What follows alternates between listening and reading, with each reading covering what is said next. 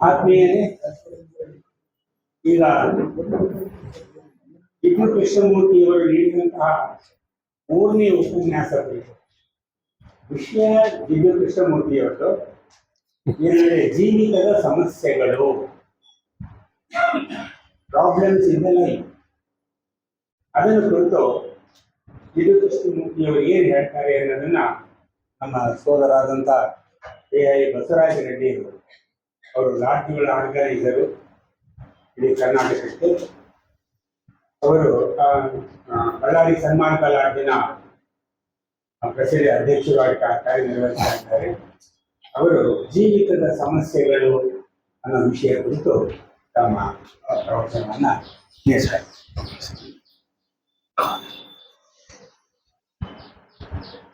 ಶ್ವೇತ ಶ್ರೀಸಂಘದ ಮಹಾತ್ಮರನ್ನ ಸ್ಮರಿಸುತ್ತಾ ಟಿಪ್ಪು ಕೃಷ್ಣಮೂರ್ತಿಯವರನ್ನು ಆಹ್ವಾನಿಸುತ್ತಾ ಅವರು ನೀಡಿರ್ತಕ್ಕಂತಹ ಒಂದು ವಿಷಯ ಪ್ರಾಬ್ಲಮ್ಸ್ ಇನ್ ಲಿವಿಂಗ್, ಜೀವಿಸುವಾಗ ನಾವು ಎದುರಿಸ್ತಕ್ಕಂತಹ ಸಮಸ್ಯೆಗಳು. ಅಂದ್ರೆ ಜೀವನ ಅಂದ್ರೆ ಏನು? ಜೀವನ ಎಂದಾಗ ಅದು ಕ್ರಿಯೆಗಳನ್ನ ಹೊಂದಿರ್ತದೆ. ತಾನು ಮತ್ತು ಇತರರೊಡನೆ ಸಂಬಂಧವನ್ನ ಹೊಂದಿರ್ತಕ್ಕಂತಹದ್ದು. ಅದಕ್ಕೆ ಒಂದು ವೇದಿಕೆ ಅಂತಕ್ಕಂತಹ ಒಂದು ಪ್ರಕೃತಿಯ ಒಂದು ವೇದಿಕೆ ಅಂತಕ್ಕಂಥದ್ದು ಇರ್ತದೆ. ಅಂದ್ರೆ ಈ ರೀತಿಯಲ್ಲಿ ಜೀವಿಸುವಾಗ ನಮ್ಮಲ್ಲಿ ಉದಯವಾಗ್ತಕ್ಕಂತಹ ಸಮಸ್ಯೆಗಳು ಏನು, ಇದು ನಮಗೆಲ್ಲರಿಗೂ ತಿಳಿದಿರ್ತಕ್ಕಂಥ ವಿಚಾರ.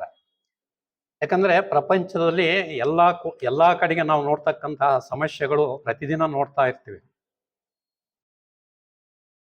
ಅದು ಮನೆಯಲ್ಲಿ ಕಲಹವಾಗಿರಬಹುದು, ಇಲ್ಲ ಏನು ನಾವು ಧರ್ಮಗಳು ಅಂತ ಹೇಳ್ತೀವಿ, ಧರ್ಮ ಕಲಹಗಳಾಗಿರಬಹುದು, ಇಲ್ಲ ದೇಶದಲ್ಲಿ ನಡೆಯುವಂತಹ ಒಂದು ಯುದ್ಧಗಳಾಗಿರಬಹುದು. ಅಂದ್ರೆ ಈ ರೀತಿಯಲ್ಲಿ ವೈಯಕ್ತಿಕವಾಗಿರ್ತಕ್ಕಂತಹ ಕಲಹಗಳು ಮತ್ತು ಸಾಮೂಹಿಕವಾಗಿರ್ತಕ್ಕಂತಹ ಕಲಹಗಳು ಮತ್ತು ಯುದ್ಧಗಳು, ಇವು ಎಲ್ಲವೂ ನಾವು ಜೀವಿಸುವ ಜೀವನದಲ್ಲಿ ಕಾಣ್ತಕ್ಕಂತಹ ಈ ಸಮಸ್ಯೆಗಳು ಆಗಿದ್ದಾವೆ ಅಂತಕ್ಕಂತಹದ್ದನ್ನು ನಾವು ಪ್ರತಿದಿನ ನೋಡ್ತಾ ಇದ್ದೀವಿ. ಇದು ಯಾಕೆ ಹೀಗಾಗುತ್ತೆ? ವ್ಯಕ್ತಿ ಅಂದಾಗ, ಮನುಷ್ಯ ಅಂದಾಗ, ಮನುಷ್ಯ ಯಾರು, ಯಾಕೆ ಮನುಷ್ಯ ಅಂತ ಕರೀತಾ ಇದ್ದೀವಿ? ಮುಖ್ಯವಾಗಿ ಮನಸ್ಸು ಅಂತಕ್ಕಂಥದ್ದು ಇರುವುದರಿಂದ ಅವನು ಮಾನವನಾಗಿ ಇದ್ದಾನೆ ಅಂತಕ್ಕಂಥದ್ದನ್ನ ನಾವು ಇಲ್ಲಿ ಗುರುತಿಸ್ತೀವಿ. ಅಂದ್ರೆ ಮನಸ್ಸು ಅಂದ್ರೆ ಏನು? ಮನಸ್ಸು ಯಾವ ರೀತಿಯಲ್ಲಿ ಅದು ಕೆಲಸ ಮಾಡ್ತತೆ ಅಂದ್ರೆ, ಯಾವ ಹೊರಗಿನ ಆ ಪ್ರಕೃತಿಯಲ್ಲಿರ್ತಕ್ಕಂತಹ ವಸ್ತುಗಳಾಗಲಿ ಅಥವಾ ಮಾನವರಾಗಲಿ ಅವರೊಂದಿಗೆ ನಮ್ಮ ಸಂಪರ್ಕವನ್ನ ನಾವು ಏರ್ಪಡಿಸಿಕೊಳ್ತೀವಿ. ಅದು ಏರ್ಪಡಿಸಿಕೊಳ್ತಕ್ಕಂಥದ್ದು ಕರ್ಮಗಳ ಮುಖಾಂತರ, ನಾವು ಮಾಡ್ತಕ್ಕಂಥ ಕ್ರಿಯೆಗಳ ಮುಖಾಂತರ. ಏತಕ್ಕೋಸ್ಕರ ಈ ಒಂದು ಸಂಪರ್ಕ ಅಂತಕ್ಕಂಥದ್ದು ಅವಶ್ಯಕವಾಗಿದೆ. ಪ್ರತಿಯೊಬ್ಬ ಹುಟ್ಟಿರ್ತಕ್ಕಂತಹ ಜೀವಿಯೂ ಕೂಡ ಜೀವನವನ್ನ ಮಾಡಬೇಕು ಅಂತ ಹೇಳಿದ್ರೆ, ಬದುಕಬೇಕು ಅಂತ ಹೇಳಿದ್ರೆ, ತನಗೆ ಬೇಕಾಗಿರ್ತಕ್ಕಂತಹ ಅವಶ್ಯಕ ವಸ್ತುಗಳನ್ನ ಪಡೆಯಲೇಬೇಕಾಗ್ತದೆ. ಅಂದ್ರೆ ಈ ರೀತಿಯಲ್ಲಿ ಪ್ರಾಥಮಿಕವಾಗಿ ಬದುಕಬೇಕು ಅಂತಕ್ಕಂತಹ ಒಂದು ಆಸೆ ನಮ್ಮೆಲ್ಲರಲ್ಲಿಯೂ ಹುಟ್ಟಿರ್ತಕ್ಕಂತಹ ಸಕಲ ಜೀವಿಗಳಲ್ಲಿಯೂ ಕೂಡ ಇದೆ. ಅದು ಆ ಬದುಕಿಗೆ ಬೇಕಾಗಿರ್ತಕ್ಕಂತಹ ವ್ಯವಸ್ಥೆಯನ್ನ ನಾವು ಮಾಡಿಕೊಳ್ತೀವಿ. ಅದು ಆಶೆಗಳ ಮುಖಾಂತರ ನಮ್ಮನ್ನ ಈ ರೀತಿಯಲ್ಲಿ ಆ ಒಂದು ಸಮಾಜದಲ್ಲಿ ಸಂಬಂಧವನ್ನ ಹುಟ್ಟಿಸ್ತದೆ. ಸಂಬಂಧವಿಲ್ಲದೆ ಇರತಕ್ಕಂತಹ ಜೀವನ ಅಂತಕ್ಕಂಥದ್ದು ಇರೋದಕ್ಕೆ ಸಾಧ್ಯವಿಲ್ಲ. ನಾನು ಸಮಾಜದೊಂದಿಗೆ ಇರದೆ ಬಾಳುವುದಕ್ಕೆ ಸಾಧ್ಯವೇ? ಮಾನವ ಅಂತಕ್ಕಂಥವನು ಸಂಘಜೀವಿ. ಅಂದರೆ ಈ ರೀತಿ ಸಮಾಜದ ಜೀವಿ ಸಮಾಜದೊಂದಿಗೆ ಇದ್ದಾಗ ಮಾತ್ರ ಅವನ ಅಸ್ತಿತ್ವ ಅಂತಕ್ಕಂಥದ್ದು ಇರೋದಕ್ಕೆ ಸಾಧ್ಯವಾಗ್ತದೆ. ಇಲ್ಲ ಅಂದ್ರೆ ಅವನ ಅಸ್ತಿತ್ವ ಅಂತಕ್ಕಂಥದ್ದು ಇರುವುದಿಲ್ಲ. ಅದೇ ರೀತಿಯಲ್ಲಿ ನಾವು ಮನುಕುಲ ಅಂತ ಏನು ಕರೀತಾ ಇದ್ವಿ, ಆ ಒಂದು ಮನುಕುಲದ ಅಸ್ತಿತ್ವ ಅಂತಕ್ಕಂಥದ್ದು ಮಾನವರಿದ್ದರೆ ಮಾತ್ರ ಸಾಧ್ಯವೇ ಹೊರತು ಇಲ್ಲ ಅಂದ್ರೆ ಇಲ್ಲ. ಅಂದ್ರೆ ಈ ರೀತಿಯಲ್ಲಿ ಇಲ್ಲಿ ಮಾನವ ಅಂತಕ್ಕಂಥವನು ಒಬ್ಬನು, ಮನುಕುಲ ಅವೆಲ್ಲರನ್ನು ಒಳಗೊಂಡಿರ್ತಕ್ಕಂತಹ ಮನುಕುಲ ಅಂತಕ್ಕಂಥದ್ದು ಒಂದು, ಅವೆರಡಕ್ಕೆ ವೇದಿಕೆಯಾಗಿರ್ತಕ್ಕಂತಹ ಒಂದು ಪ್ರಕೃತಿಯ ವೇದಿಕೆ. ಅಂದ್ರೆ ಈ ರೀತಿ ಈ ಮೂರರೊಂದಿಗೆ ಸಂಪರ್ಕ ಅಂತಕ್ಕಂಥದ್ದು ಏರ್ಪಡ್ತತೆ. ಅಂದ್ರೆ ಈ ಒಂದು ಸಂಪರ್ಕದಲ್ಲಿ ಯಾವ ರೀತಿಯಾಗಿರ್ತಕ್ಕಂತಹ ಒಂದು ವ್ಯವಸ್ಥೆಯನ್ನ ಮಾನವನು ಹೊಂದಿದ್ದಾನೆ. ಮಾನವನು ಕೇವಲ ಆ ಆಶೆಗಳ ಮುಖಾಂತರ ಪ್ರೇರೇಪಣೆಗೊಂಡು ತನ್ನ ಆಶೆಗಳನ್ನ ನೆರವೇರಿಸುವುದಕ್ಕೋಸ್ಕರ ತನ್ನ ಒಂದು ಮನಸ್ಸನ್ನ ಆಲೋಚನೆಗಳ ಮುಖಾಂತರ ತನ್ನ ಹಾದಿಯಲ್ಲಿಯೇ ತಾನು ಹೋಗ್ತಕ್ಕಂತಹ ಒಂದು ಸ್ವಾರ್ಥ ಜೀವನವನ್ನು ಮಾಡ್ತಾ ಇರ್ತಾನೆ. ಅಂದ್ರೆ ತನ್ನ ಆಸೆ ಆಕಾಂಕ್ಷೆಗಳು ಈಡೇರಿಸಿಕೊಳ್ಳುವುದಕ್ಕೆ ಇತರರ ಯಾವ ರೀತಿಯಲ್ಲಿ ಅದು ತೊಂದರೆಗಳನ್ನುಂಟು ಮಾಡ್ತತೆ ಅಂತಕ್ಕಂಥದ್ದಕ್ಕೆ ಯಾವ ಗಮನವನ್ನು ಕೊಡದೆ ಕೇವಲ ತನ್ನ ಒಂದು ಆ ಜೀವನ ಸಾಗಿಸುವುದಕ್ಕೋಸ್ಕರ ಬೇಕಾಗಿರ್ತಕ್ಕಂಥ ಒಂದು ವ್ಯವಸ್ಥೆಯನ್ನ ಮಾಡ್ತಾ ಇದ್ದಾನೆ. ಅಂದ್ರೆ ಈ ರೀತಿಯಲ್ಲಿ ವ್ಯಕ್ತಿಗತವಾಗಿರ್ತಕ್ಕಂತಹ ನಾವೇನು ವ್ಯಕ್ತಿತ್ವ ಅಂತ ಕರಿತಾ ಇದ್ವಿ, ಅವರವರ ಆಶೆಗಳಿಗೆ ಅವರವರ ಬೇಡಿಕೆಗಳ ಈಡೇರಿಕೆಗಳಿಗೆ ನೆರವೇರಿಸುವ ರೀತಿಯಲ್ಲಿ ಪ್ರತಿಯೊಬ್ಬ ವ್ಯಕ್ತಿಯು ತನ್ನದೇ ಆಗಿರ್ತಕ್ಕಂಥ ಒಂದು ವ್ಯಕ್ತಿತ್ವವನ್ನ ಪಡೆದಿರ್ತಾನೆ. ಅಂದರೆ ನಾವು ಯಾವ ಸಮಾಜ ಅಂತಕ್ಕಂಥದ್ದು ಇದೆಯೋ ಆ ಒಂದು ಸಮಾಜಕ್ಕೆ ತನ್ನದೇ ಒಂದು ಸ್ವಾರ್ಥಮಯವಾದ ಜೀವನವನ್ನು ಮಾಡಿದ್ದೇ ಆದರೆ ಅದು ಯಾವ ರೀತಿಯಲ್ಲಿ ಸಮಾಜದಲ್ಲಿ ಪ್ರತಿಬಿಂಬಿಸ್ತದೆ ಅಂತಕ್ಕಂಥದ್ದನ್ನು ನೋಡಿದಾಗ ಈ ಕಲಹಗಳು ಯಾಕೆ ಬರ್ತವೆ? ತಾರತಮ್ಯ ಇರುವುದರಿಂದ ಬರ್ತದೆ. ಒಬ್ಬರು ಬಡವರು, ಒಬ್ಬರು ಸಿರಿವಂತರು, ಮತ್ತು ನನ್ನನ್ನು ಎಲ್ಲರೂ ಗುರುತಿಸಬೇಕು ಅಂತಕ್ಕಂತಹ ಒಂದು ಆಂತರಿಕವಾಗಿರ್ತಕ್ಕಂತಹ ಒಂದು ಭಾವನೆ.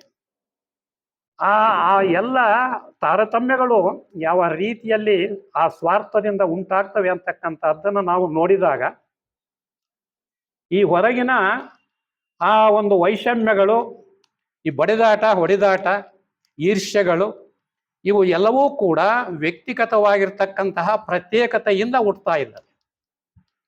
ಆ ಪ್ರತ್ಯೇಕತೆ ಅಂದರೆ ನಾನು ಬೇರೆ ನೀನು ಬೇರೆ ಅಂತಕ್ಕಂತಹ ಭಾವನೆ ನಮ್ಮ ಈ ಸ್ಥೂಲ ದೇಹದ ಭಾವನೆ. ಅಂದ್ರೆ ನನ್ನ ದೇಹ ಬೇರೆ ನಿನ್ನ ದೇಹ ಬೇರೆ ಅಂತಕ್ಕಂಥದ್ದು ನಮಗೆ ಎದುರಿಗೆ ಕಾಣ್ತಾ ಇದೆ. ಆದರೆ ಈ ಒಂದು ಪ್ರತ್ಯೇಕತೆಯಲ್ಲಿಯೂ ಏಕತ್ವವನ್ನು ನೋಡುವುದಕ್ಕೆ ಸಾಧ್ಯವೇ ಅಂತಕ್ಕಂತಹ ವಿಚಾರವನ್ನು ನಾವು ಈಗ ಮಾಡಬೇಕಾಗಿದೆ. ಅಂದ್ರೆ ಮಾನವನಲ್ಲಿ ನಡೆಯತಕ್ಕಂತಹ ಈ ಪ್ರತಿಯೊಬ್ಬರು ಬಯಸ್ತಕ್ಕಂಥದ್ದು ಸುಖವನ್ನೇ ಬಯಸ್ತಾರೆ ಹೊರತು ದುಃಖವನ್ನು ಯಾರೂ ಬಯಸೋದಿಲ್ಲ. ಅಂದ್ರೆ ಸುಖಕ್ಕೆ ಈ ರೀತಿಯಲ್ಲಿ ನಮ್ಮ ಒಂದು ಪ್ರವೃತ್ತಿಗಳೆಲ್ಲವೂ ಕೂಡ ಸುಖದ ಹಿನ್ನೆಲೆಯಲ್ಲಿ ನಾವು ಅದಕ್ಕೆ ಬಂಧಿಸಲ್ಪಡ್ತೀವಿ. ಯಾವುದು ನಮಗೆ ಅಸುಖವಾಗಿರ್ತತೋ ದುಃಖವಾಗಿರ್ತತೋ ಅದನ್ನೆಲ್ಲವನ್ನು ನಿರಾಕರಿಸ್ತೀವಿ, ತ್ಯಜಿಸ್ತೀವಿ. ಅಂದ್ರೆ ಒಂದು ಆಕರ್ಷಿತ, ಮತ್ತೊಂದು ನಿರಾಕರಣೆ.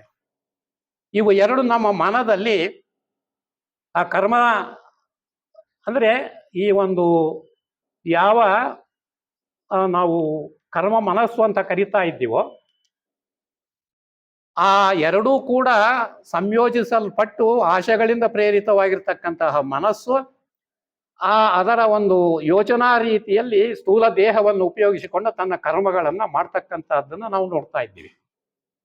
ನಮ್ಮಲ್ಲಿ ಒಂದು ಕರ್ಮ ಏರ್ಪಡಬೇಕು ಅಂತ ಹೇಳಿದ್ರೆ ಅದು ಮೊದಲು ಆ ಒಂದು ಆಸೆ ಅಂತಕ್ಕಂಥದ್ದು ಹೊರಗಿನ ಆ ವಸ್ತುಗಳಿಂದ ಪ್ರೇರಣೆಗೊಂಡು ಅಥವಾ ಬೇರೆಯವರ ಜೀವಿಗಳಿಂದ ಪ್ರೇರೇಪಣೆಗೊಂಡು ಅದು ತನ್ನ ಆಶೆಗಳನ್ನು ಬೆಳೆಸುತ್ತಾ ಹೋಗ್ತದೆ.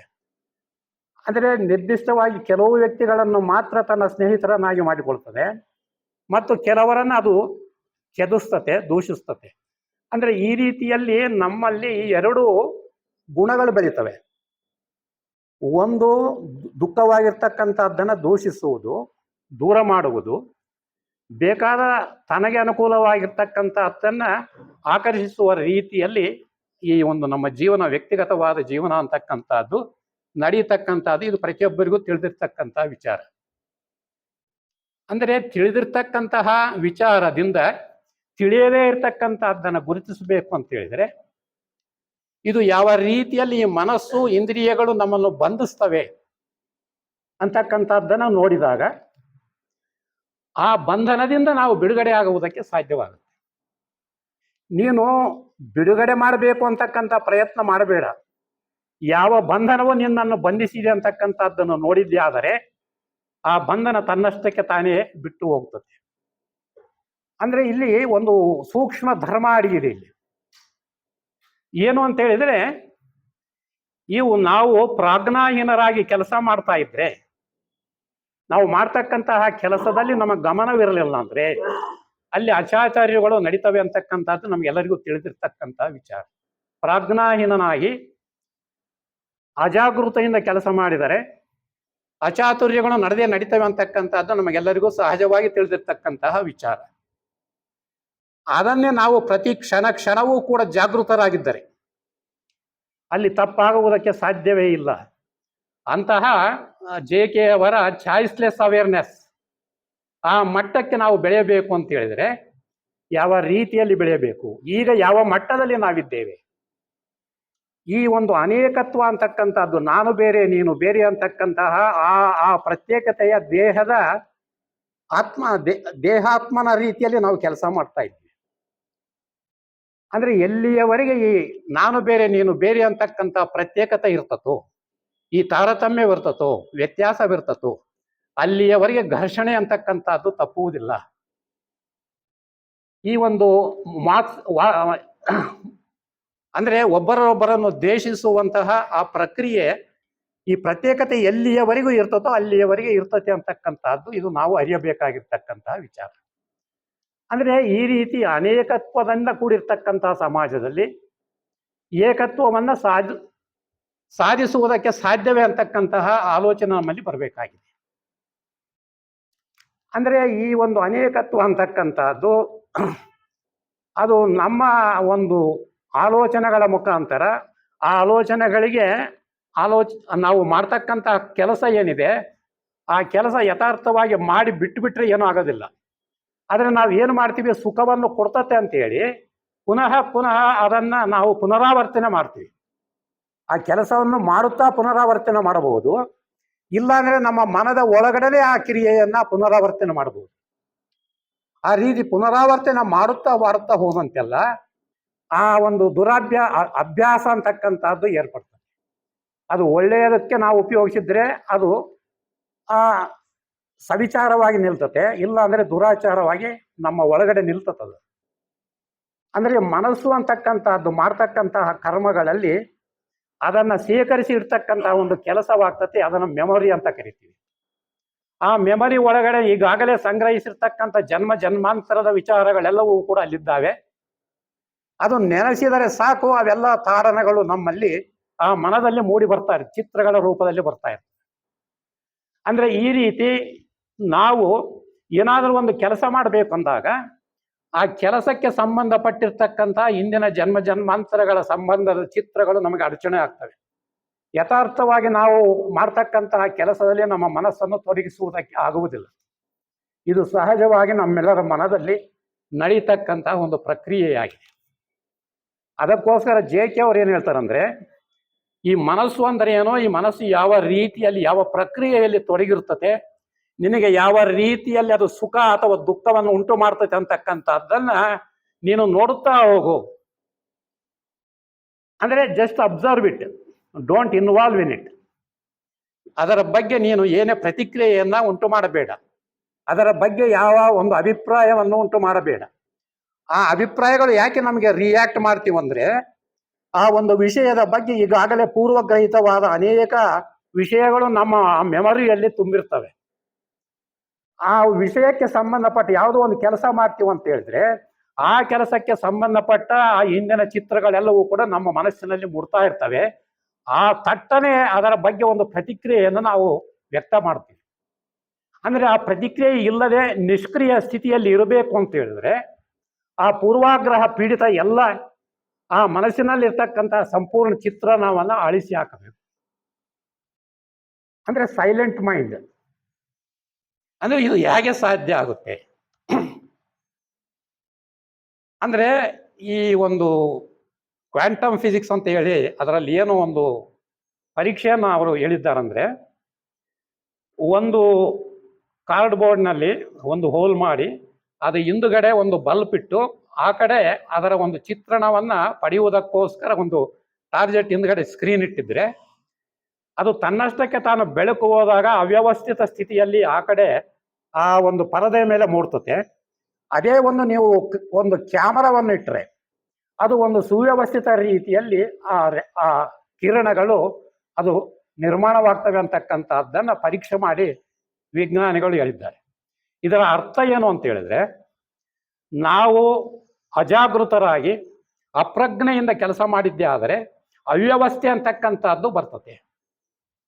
ಯಾಕಂತ ಹೇಳಿದ್ರೆ ನಮ್ಮ ಈ ಎಲ್ಲ ಕಾರ್ಯಕಲಾಪಗಳು ನಡೆಯತಕ್ಕಂಥದ್ದು ನಾವು ಈ ಬೆಳಕು ಮತ್ತು ಶಬ್ದ ಹೆಚ್ಚಾಗಿ, ಅಂದ್ರೆ ಈ ರೀತಿಯಲ್ಲಿ ನಾವು ನೋಡ್ತಕ್ಕಂತಹ ವಸ್ತುಗಳು, ಕೇಳ್ತಕ್ಕಂತಹ ಶಬ್ದ, ಆ ಶಬ್ದಗಳ ಮೇಲೆ ನಮಗೆ ಗಮನ ಇರಲಿಲ್ಲ ಅಂದ್ರೆ ಅವ್ರು ಹೇಳ್ತಕ್ಕಂಥದ್ದು ಏನೋ ಹೇಳ್ತಿರ್ತಾರೆ, ನಾವು ಕೇಳ್ತಕ್ಕಂಥದ್ದು ನಮ್ಮ ಹಿಂದಿನ ಪೂರ್ವಗ್ರಹ ಪೀಡಿತ ವಿಷಯಗಳನ್ನ ಆಧರಿಸಿ ತಿಳಿದುಕೊಳ್ತೀವಿ. ನಾನು ಏನು ಹೇಳ್ತಾ ಇದ್ದೀನಿ ಅದು ಯಥಾರ್ಥವಾಗಿ ನೀವು ಗ್ರಹಿಸೋದಿಲ್ಲ. ನೀವು ನನ್ನನ್ನು ಯಾವ ರೀತಿ ನೋಡ್ತೀರಂದ್ರೆ ನಿಮ್ಮ ಈಗಾಗಲೇ ಏನೋ ಒಂದು ಅಭಿಪ್ರಾಯವನ್ನ, ಭಾವನೆಯನ್ನ ನನ್ನ ಬಗ್ಗೆ ನೀವು ಏರ್ಪಡಿಸಿಕೊಂಡಿರ್ತೀರೋ ಆ ಒಂದು ಹಿನ್ನೆಲೆಯಲ್ಲೇ ನಾನು ನೋಡ್ತೀರೇ ಹೊರತು ಈ ವಿಷಯ ಈಗ ಜಿಡ್ಡು ಕೃಷ್ಣಮೂರ್ತಿಗೆ ಸಂಬಂಧಪಟ್ಟಿರ್ತಕ್ಕ ಆತ ಮಂಡಿರ್ತಕ್ಕಂತಹ ವಿಷಯಗಳನ್ನೇ ಇಲ್ಲಿ ಪ್ರಸ್ತಾಪ ಮಾಡ್ತಾ ಇದ್ದೆ. ಆದರೆ ನಮ್ಮ ಮನಸ್ಸಿನಲ್ಲಿ ಈಗಾಗಲೇ ಪೂರ್ವಾಗ್ರಹ ಪೀಡಿತ ವಿಷಯಗಳು ಇರುವುದರಿಂದ ಅದರ ಹಿನ್ನೆಲೆಯಲ್ಲಿ ನನ್ನನ್ನು ನೀವು ನೋಡ್ತಾ ಇದ್ದೀರಿ. ಅದು ಯಥಾರ್ಥ ಸ್ಥಿತಿಯಲ್ಲಿ ನೋಡಬೇಕು ಅಂದ್ರೆ ಆ ಯಾವ ಪೂರ್ವಾಗ್ರಹಿತ ಪೀಡಿತಗಳು ಇಲ್ಲದೆ ಇರ್ತಕ್ಕಂತಹ ಸ್ಥಿತಿ ನಿಮ್ಮ ಮನಸ್ಸಿರಬೇಕು, ಪರಿಶುದ್ಧವಾದ ಮನಸ್ಸಿರಬೇಕು. ಅಂತಹ ಶುದ್ಧವಾದ ಮನಸ್ಸಿನಲ್ಲಿ ಮಾತ್ರ ಯಥಾರ್ಥತೆ, ಇವಾಗ ಏನು ಪ್ರೆಸೆಂಟ್ ಅಂತ ಏನು ಕರಿತೀವಿ, ವರ್ತಮಾನದಲ್ಲಿ ನಡೆಯತಕ್ಕಂತಹ ರೀತಿಯಲ್ಲಿ ನೀವು ಸ್ವೀಕಾರ ಮಾಡಬೇಕು ಅಂದ್ರೆ ಆ ಮನಸ್ಸು ಅಂತಕ್ಕಂಥದ್ದು ಅದು ಸ್ತಬ್ಧಗೊಳ್ಳಬೇಕು. ಅಲ್ಲಿ ಯಾವ ಪ್ರತಿಕ್ರಿಯೆಯೂ ಉಂಟಾಗಬಾರದು. ಹಾಗಾದ್ರೆ ನಾವು ಜೀವನ ಮಾಡಬೇಕೋ ಬೇಡವೋ ಅಂತಕ್ಕಂಥ ಪ್ರಶ್ನೆ ಬರ್ಬೋದು.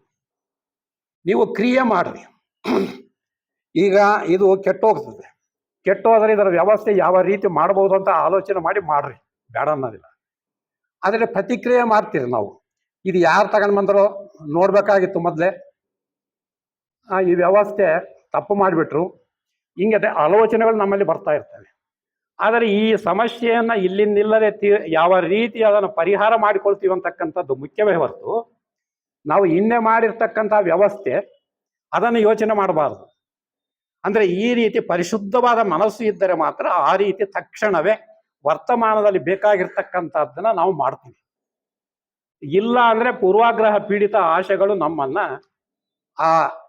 ಈ ಸ್ವಾರ್ಥಮಯವಾದ ಕ್ಷೇತ್ರಕ್ಕೆ ನಮ್ಮನ್ನು ತೆಗೆದುಕೊಂಡು ಹೋಗ್ತವೆ.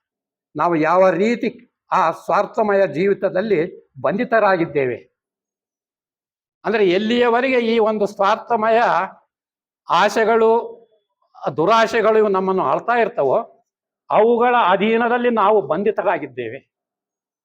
ಆಶೆಗಳ ಆ ದಾಸತ್ವವನ್ನು ನಾವು ಹೊಂದಿದ್ದೇವೆ. ಅವು ನಮ್ಮನ್ನು ಆಡಿಸ್ತಾ ಇದ್ದಾವೆ, ನಾವು ಅದರಂತೆ ಆಡ್ತಾ ಇದ್ದೀವಿ. ಇದು ಎಲ್ಲವನ್ನೂ ಕೂಡ ಸಮಗ್ರವಾಗಿ ನೀವು ಯೋಚನೆ ಮಾಡಿರ ಅಂತ ಹೇಳಿ JK ಅವರು ಹೇಳ್ತಾರೆ.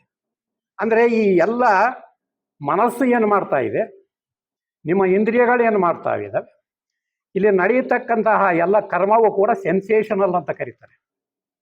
ಅಂದ್ರೆ ಇಂದ್ರಿಯ ಪ್ರೇರಿತವಾದ ಏನು ಒಂದು ಸುಖ ಅಂತಕ್ಕಂಥದ್ದು ಬರ್ತದೋ ಅದು ಯಾವುದೋ ಒಂದು ಕರ್ಮವನ್ನು ಮಾಡಿದಾಗ ಆ ಒಂದು ಪ್ರಕ್ರಿಯೆಯಲ್ಲಿ ನಮಗೇನೋ ಒಂದು ಅನುಭವ ಆಗ್ತದೆ, ಸುಖವಾಗಿರಬಹುದು ಅಥವಾ ದುಃಖವಾಗಿರಬಹುದು. ಇದು ಎಲ್ಲವೂ ನಡೆಯತಕ್ಕಂಥದ್ದು ಇಂದ್ರಿಯಗಳ ನರಗಳ ಪ್ರೇರಣೆಯಿಂದ ಆಗ್ತದೆ, ಅದು ಕರ್ಮದಲ್ಲಿ ತೊಡಗಿರುವುದರಿಂದ ಆಗ್ತವೆ. ಇದು ಕೇವಲ ಇಟ್ ಈಸ್ ಅ ಸೆನ್ಸೇಷನಲ್. ಹೊರಗಿನ ಯಾವ ಒಂದು ಜೀವನ ನಾವು ನೋಡ್ತಾ ಇದ್ದೀವಿ ಅದು ನಿಜಕ್ಕೂ ನೋಡಿದ್ದೇ ಆದರೆ ಅದು ಕೇವಲ ನಮ್ಮ ಆ ಒಂದು ಇಂದ್ರಿಯಗಳಲ್ಲಿ ಅಡಗಿರ್ತಕ್ಕಂತಹ ಈ ಒಂದು ಮೆದುಳು ಮತ್ತು ಮೆದುಳು ಬಳ್ಳಿಯಿಂದ ಬಂದಿರತಕ್ಕಂತಹ ನರಗಳ ಒಂದು ಪ್ರಕ್ರಿಯೆ. ಒಳಗಡೆ ಸಂತೋಷವಾದಾಗ ಒಂದು ರೀತಿಯ ಕ್ರಿಯೆಗಳು ನಡೀತವೆ, ದುಃಖವಾದ ಖಿನ್ನತೆಯಲ್ಲಿದ್ದಾಗ ಒಂದು ರೀತಿಯ ಪ್ರಕ್ರಿಯೆಗಳು ಒಳಗಡೆ ನಡೀತಾ ಇರ್ತವೆ. ಅಂದ್ರೆ ಈ ರೀತಿಯಲ್ಲಿ ಕ್ರಿಯೆಗಳು ಮತ್ತು ಪ್ರತಿಕ್ರಿಯೆಗಳ ಮುಖಾಂತರ ಹೊರಗಿನ ಜೀವವೇ ನಿಜ ಅಂತಕ್ಕಂತಹ ಒಂದು ತಪ್ಪು ಕಲ್ಪನೆಯಲ್ಲಿ ದೇಹಾತ್ಮ ಭಾವನೆಯಲ್ಲಿ ನಾವು ಜೀವನ ಮಾಡ್ತಾ ಇದ್ವಿ. ಅಂದ್ರೆ ನಿಜಕ್ಕೂ ನೋಡಿದಾಗ ಇದೆಲ್ಲವನ್ನೂ ನಾವು ಸ್ಪಷ್ಟವಾಗಿ ಯಥಾರ್ಥವಾಗಿ ಅರಿಯುತ್ತಾ ಹೋದಂತೆಲ್ಲ ಆಗ ಅದು ಯಾವ ಒಂದು ಬಂಧನದಲ್ಲಿ ನಾವು ಯಾವ ರೀತಿ ಸಿಲುಕಿಕೊಂಡಿದ್ದೇವೆ ಅಂತಕ್ಕಂಥದ್ದು ಅರ್ಥವಾದಾಗ ಅದು ಒಳಗಡೆಯಿಂದ ನಾವು ಆ ಪ್ರಜ್ಞಾಹಿತರಾಗಿ ಜಾಗೃತರಾಗಿದ್ದಾಗ ಅಲ್ಲಿ ತಪ್ಪು ಆಗುವುದಕ್ಕೆ ಸಾಧ್ಯವೇ ಇಲ್ಲ. ನಾವು totally we are involve in present tense, ವರ್ತಮಾನ ಕಾಲದಲ್ಲಿಯೇ ಇರ್ತೀವಿ. ಈಗ ನಾವು ಆಶೆಗಳನ್ನು ಯಾಕೆ ಹುಟ್ಟು ಹಾಕ್ತೀವಿ ಅಂತ ಹೇಳಿದ್ರೆ ಮುಂದಿನ ನನ್ನ ಭವಿಷ್ಯದ ಜೀವನ ಚೆನ್ನಾಗಿರಬೇಕು ಅಂತಕ್ಕಂತಹ ಆ ಒಂದು ಕಲ್ಪನೆ ಇರ್ತದೆ. ಹಿಂದಿನ ಒಂದು ಅನುಭವಗಳ ಸಾರ ಆ ಪಾಸ್ಟ್ ಟೆನ್ಸ್ ಅಂತ ಏನು ಕರಿತಾ ಇದ್ದೀವಿ, ಅಲ್ಲಿರ್ತಕ್ಕಂತಹ ಅನುಭವಗಳ ಸಾರವನ್ನ ನನ್ನ ಮುಂದಿನ ಜೀವನ ಯಾವ ರೀತಿ ಮಾಡಿಕೊಳ್ಳಬೇಕು ಅಂತಕ್ಕಂತಹ ಆ ಮುಂದಿನ ಆಲೋಚನೆಯಲ್ಲಿ ಇರ್ತವೆ ಹೊರತು ಈಗ ನಾನು ಮಾಡ್ತಕ್ಕಂತಹ ಕರ್ಮದಲ್ಲಿ ನನ್ನ ಮನಸ್ಸು ತೊಡಗಿರುವುದಿಲ್ಲ. ಅಂದ್ರೆ ಈ ರೀತಿಯಲ್ಲಿ we have to forget the past, we have to forget the future. ಅವನು ಇದು ಅಂದರೆ ಭೂತಕಾಲದಲ್ಲಿ ಇರ್ತಕ್ಕಂಥವನು ಅವನು ಹುಟ್ಟಿಸುವಂತನು, ಈ ಆಲೋಚನೆಗಳನ್ನು ಹುಟ್ಟಿಸ್ತಕ್ಕಂಥವನು ಅವನು, ಮತ್ತು ಮುಂದೆ ಬರ್ತಕ್ಕಂತಹದ್ದರ ಆ ಒಂದು ವಸ್ತು ಸ್ಥಿತಿಯನ್ನ ಉಂಟು ಮಾಡ್ತಕ್ಕಂತಹದ್ದು.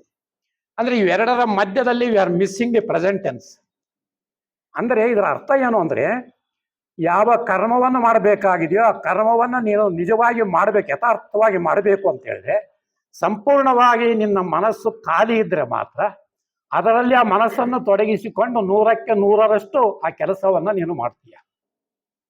ಇಲ್ಲ ಅಂದ್ರೆ ಏನಾಗುತ್ತಂದ್ರೆ ನಿನ್ನ ಹಿಂದಿನ ಅನುಭವಗಳು ಅಲ್ಲಿ ಮುಂದೆ ಬರ್ತವೆ, ನೀನು ಆ ರೀತಿ ಮಾಡಬಾರ್ದು, ಈ ರೀತಿ ಮಾಡಬೇಕಾಗಿತ್ತು. ಈ ಅಲೆಗಳು ಅಡಚಣೆಯನ್ನು ಉಂಟು ಮಾಡ್ತವೆ. ಯಾವಾಗ ಅಡಚಣೆ ಉಂಟಾಗ್ತದೋ ಆಗ ನಾವು ತಪ್ಪುತ್ತೀವಿ, ಕರ್ಮದಲ್ಲಿ ತಪ್ಪುತ್ತೀವಿ. ಅಂದ್ರೆ ಅದರ ಸಲುವಾಗಿಯೇ ಇನ್ಸ್ಟಂಟೇನಿಯಸ್ ಆಕ್ಷನ್. ಆ ತಕ್ಷಣ ನಾವೇನು ಅಂದ್ಕೊಳ್ತೀವೋ ಆ ಕಾರ್ಯ ಮಾಡಿದ್ದೆ ಆದರೆ ಅದು ಪ್ರೆಸೆಂಟ್ ಟೆನ್ಸ್ ನಲ್ಲಿ ಇರ್ತದೆ. ಸಾಮಾನ್ಯವಾಗಿ ಅದು ತಪ್ಪು ಆಗೋದಿಲ್ಲ. ಆ ಒಂದು ಹಿನ್ನೆಲೆಯಲ್ಲಿ ಜಿಡ್ಡು ಕೃಷ್ಣಮೂರ್ತಿಯವರ ಇಡೀ ಒಂದು ಅವರ ಇತರರೊಡನೆ ಮಾಡಿರ್ತಕ್ಕಂಥ ಸಂಭಾಷಣೆಗಳನ್ನು ನೀವು ನೋಡ್ತಾ ಹೋದರೆ ಅವರು ಎಲ್ಲಿಯೂ ಕೂಡ ನಿಮಗೆ ಕೊನೆಯದಾಗಿರ್ತಕ್ಕಂಥ ವಿಷಯಗಳನ್ನು ನೀವೇ ಸ್ವತಃ ತಿಳಿಸಿಕೊಳ್ಳಬೇಕು ಅಂತಕ್ಕಂತಹ ರೀತಿಯಲ್ಲಿ ಅವರ ಪ್ರಶ್ನೋತ್ತರಗಳಿರ್ತವೆ. ಅಂದರೆ ಇಲ್ಲಿ ಹಲವಾರು ವಿಚಾರಗಳು ಬರ್ತವೆ. ಒಂದು ಆಶೆಗಳಾಗಿರ್ಬೋದು, ಇಲ್ಲ ನಾನು ನನ್ನದು ಅಂತಕ್ಕಂಥದ್ದು ಯಾವ ರೀತಿಯಲ್ಲಿ ಸೃಷ್ಟಿ ಆಗ್ತದೆ. ಅಂದರೆ ಇರ್ತಕ್ಕಂತಹ ನಾನು ಒಂದೇ, ದೈವದ ನಾನು. ಇದರಲ್ಲಿ ನಾನು ನನ್ನದು ಅಂತಕ್ಕಂತಹ ಭೇದ ಯಾವ ರೀತಿಯಲ್ಲಿ ಹುಟ್ಟುತ್ತದಂದ್ರೆ ನಾನು ಪ್ರತ್ಯೇಕತೆಯನ್ನಾಗಿ ಹುಟ್ಟಿ ಬಂದು ಐ ಹೋಗಿ ಮೀ ಆಗ್ತೀನಿ. ಆ ಮೀ ಹೋಗಿ ನಾನು ಪಡೆದುಕೊಂಡಿರ್ತಕ್ಕಂತಹ ನನ್ನ ಸಮೂಹ, ಅದು ಜನರ ಸಮೂಹವಾಗಿರಬಹುದು, ವಸ್ತುಗಳ ಸಮೂಹವಾಗಿರಬಹುದು, ಇದು ಎಲ್ಲವನ್ನೂ ಸೇರಿ ಮೈನ್ ಅಂತಕ್ಕಂಥದ್ದು, ನಾನು ನನ್ನದು ಅಂತಕ್ಕಂಥದ್ದು. ಈ ರೀತಿಯಲ್ಲಿ ಯಾವ ದೈವವಾಗಿರ್ತಕ್ಕಂತಹ ನಾನು ಇತ್ತೋ ಅದು ಒಂದು ಹೆಸರನ್ನು ಧರಿಸಿಕೊಂಡು ಆ ಹೆಸರು ಆಗಿ ಅದರ ಸುತ್ತ ಹೆಣೆದುಕೊಂಡಿರ್ತಕ್ಕಂತಹ ಒಂದು ವಸ್ತು ಪ್ರಪಂಚ, ಜನರ ಪ್ರಪಂಚ, ಆ ಸಂಪರ್ಕದಿಂದ ಈ ಒಂದು ಅಹಂಕಾರ ಅಂತ ಏನು ಕರಿತೀವಿ, ಎಗೋ ಅಂತ ಏನು ಕರಿತೀವಿ, ಅದು ಈ ರೀತಿಯಲ್ಲಿ ಸೃಷ್ಟಿ ಆಗ್ತದೆ. ಸಮಾಜದಲ್ಲಿ ಈ ರೀತಿ ಸೃಷ್ಟಿಯಾಗಿರ್ತಕ್ಕಂತಹ ಅಹಂಕಾರವನ್ನೇ ನಾವು ನೋಡ್ತಾ ಇದ್ದೀವಿ. ನಾವು ಗಳಿಸಿರ್ತಕ್ಕಂತಹ ಆ ಒಂದು ವಸ್ತು ಎಷ್ಟಿದೆ, ಎಷ್ಟು ಹಣವನ್ನು ಗಳಿಸಿದ್ದೇವೆ, ಅದರ ಆಧಾರದ ಮೇಲೆ ನಮ್ಮ ಒಂದು ಗೌರವ, ಸನ್ಮಾನ ಇವೆಲ್ಲವೂ ನಡೀತಾ ಇರ್ತವೆ. ಇದು ನಾವು ಎಲ್ಲರೂ ನೋಡಿರ್ತಕ್ಕಂತಹ ವಿಚಾರ. ಅಂದ್ರೆ ಈ ರೀತಿ JK ಅವರು ಏನು ಹೇಳ್ತಾರಂದ್ರೆ, ಏನೋ ಇಲ್ಲದೆ ಇರ್ತಕ್ಕಂಥದ್ದನ್ನು ಹುಡುಕ್ಬೇಡ್ರಿ ನೀವು, ಇಲ್ಲಿ ನಿಮ್ಮ ಎದುರಿಗೆ ಇದೆ, ಕಷ್ಟವನ್ನು ಅನುಭವಿಸ್ತಾ ಇದ್ದೀರಿ, ತಾಪತ್ರಯಗಳಿದ್ದಾವೆ. ಅಂದ್ರೆ ಅದಕ್ಕೆ ಪರಿಹಾರ ಅಂತಕ್ಕಂಥದ್ದು ಇಲ್ಲೇ ಇದೆ. ಯಾರು ಯಾವ ಕಷ್ಟಗಳನ್ನು ಅನುಭವಿಸ್ತಾ ಇದ್ದೀರಿ, ಆ ಕಷ್ಟಗಳು ಯಾಕೆ ಬಂದಿದಾವೆ ಅಂದ್ರೆ ನಿಮ್ಮ ಆಶೆಗಳು, ದುರಾಶೆಗಳು, ಅದು ನೀವೇ ಸೃಷ್ಟಿ ಮಾಡಿಕೊಂಡಿರ್ತಕ್ಕಂಥವರು. ಅದಕ್ಕೆ ಪ್ರತ್ಯುತ್ತರವಾಗಿ ಅದು ಸುಖವೂ ಬರಬಹುದು, ದುಃಖವೂ ಬರಬಹುದು. ಅಂದ್ರೆ ಇವು ಎರಡೂ ಕೂಡ ಇದ್ದಾವೆ. ಎಲ್ಲಿಯವರೆಗೆ ಇವೆರಡರ ಸಂಘರ್ಷಣೆ ಅಂತಕ್ಕಂಥದ್ದು ಇರ್ತದೋ ಆ ಸಂಘರ್ಷಣೆಯ ಮುಖಾಂತರ ಬಡಿದಾಟ ಕಡಿದಾಟ ಆ ಸಮರಗಳು ಇದ್ದೇ ಇರ್ತವೆ. ಇದು ಹೋಗಬೇಕು ಅಂತ ಹೇಳಿದ್ರೆ ನೀನು ಯಾವ ರೀತಿಯ ವ್ಯಕ್ತಿ ನಾನು ಅಂತಕ್ಕಂಥದ್ದು ಎಲ್ಲಿಂದ ಬಂತು, ಅದು ಯಾವ ರೀತಿಯಲ್ಲಿ ನಿನ್ನ ಅಸ್ತಿತ್ವವನ್ನು ಪಡ್ಕೊಂಡಿದೆ. ಪ್ರತಿಯೊಬ್ಬರ ಒಂದು ಅಸ್ತಿತ್ವ ಅಂತಕ್ಕಂಥದ್ದು ನಾವು ಗಳಿಸಿರ್ತಕ್ಕಂತಹ ಆ ವೈಭವ, ಆ ಪ್ರಕೃತಿಯ ಅಥವಾ ವಸ್ತುಗಳ ವೈಭವದಿಂದ ನಾವು ಇತರರೊಡನೆ ಯಾವ ರೀತಿ ಸಂಪರ್ಕವನ್ನು ಹೊಂದಿದ್ದೇವೆ ಅಂತಕ್ಕಂಥ ಆಧಾರದ ಮೇಲೆ ನಾವು ಇವತ್ತು ಜೀವನ ಮಾಡ್ತಾ ಇದ್ದೀವಿ. ಆ ಸಂಪರ್ಕ ಎಷ್ಟರ ಮಟ್ಟಿಗೆ ವ್ಯವಸ್ಥಿತವಾದ ರೀತಿಯಲ್ಲಿ ಇದೆ. ನಾವು ಯಾಕೆ ಹಾದಿ ತಪ್ತಾ ಇದ್ದೀವಿ?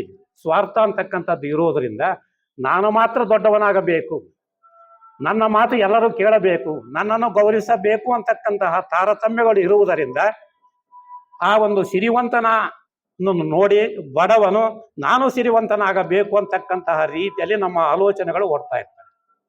ಅವನು ಏನು ಮಾಡಿದ್ದಾನೆ, ಅವನು ತಪ್ಪು ಒಪ್ಪು ಮಾಡಿರ್ತಾನೋ ಗೊತ್ತಿಲ್ಲ, ಅವನನ್ನೇ ನಾವು ಹಿಂಬಾಲಿಸಿಕೊಂಡು ಹೋಗ್ತೀವಿ. ಅದು ರಾಜಕೀಯವಾಗಿರಬಹುದು, ಇಲ್ಲ ಆಧ್ಯಾತ್ಮಿಕ ಸಂಸ್ಥೆಗಳಾಗಿರ್ಬೋದು. ನಾವು ಅವರು ಬೋಧಿಸಿರ್ತಕ್ಕಂತಹದ್ದನ್ನೇ ನಿಜ ಅಂತಕ್ಕಂತಹ ಒಂದು ಕಲ್ಪನೆಯಲ್ಲಿ ಅವರನ್ನ ಆ ಒಂದು ಬ್ಲೈಂಡ್ಲಿ ವಿ ಆರ್ ಫಾಲೋಯಿಂಗ್.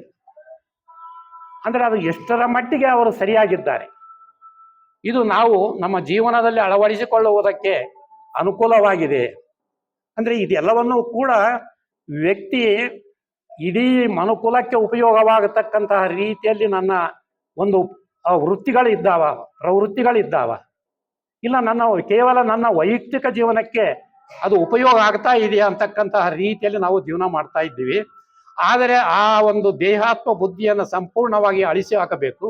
ಅಳಿಸಿ ಹಾಕಿ ಆಗ ನಿಸ್ವಾರ್ಥ ಜೀವನವನ್ನು ಮಾಡುತ್ತಾ ಹೋದಂತೆಲ್ಲ, ಸದ್ಗುಣಗಳನ್ನು ಬೆಳೆಸಿಕೊಂಡು ಹೋದಂತೆಲ್ಲ ಆ ಒಂದು ಇಲ್ಲಿಯವರೆಗೆ ಯಾವ ಗುಣಗಳು ತ್ರಿಗುಣಗಳು ನಮ್ಮನ್ನು ಆಳ್ತಾ ಇದ್ವು, ಆ ತ್ರಿಗುಣಗಳು ನಿಧಾನವಾಗಿ ನಾವು ಜಾಗೃತರಾಗಿ ಈ ಕಾರಣಗಳೆಲ್ಲವನ್ನು ಅರಿತಾಗ, ಎಲ್ಲರಿಗೋಸ್ಕರ ನಾನು ಕೆಲಸ ಮಾಡಬೇಕು ಅಂತಕ್ಕಂತಹ ನನ್ನ ಭಾವನೆ ಬಂದಾಗ ಆಗ ಆತ್ಮೀಯವಾಗಿ ನೋಡುವಂತಹ ಪ್ರಕ್ರಿಯೆ ಒಳಗಡೆ ಪ್ರಾರಂಭ ಆಗ್ತದೆ. ಅಂದ್ರೆ ಯಾವುದೋ ಒಂದು ನಾವು ಮಾಡ್ತಕ್ಕಂತಹ ಕರ್ಮದ ಜೀವನದ ಘಟ್ಟದಲ್ಲಿ ಇದು ಎಲ್ಲವೂ ನಾವು ಅನುಭವಿಸಿರ್ತಕ್ಕಂತಹ ಅನುಭವಗಳ ಸಾರ ಇಂತಹ ಒಳಗಡೆ ನಮಗೆ ಒಂದು ಜಿಜ್ಞಾಸೆಯನ್ನು ಉಂಟು ಮಾಡ್ತದೆ.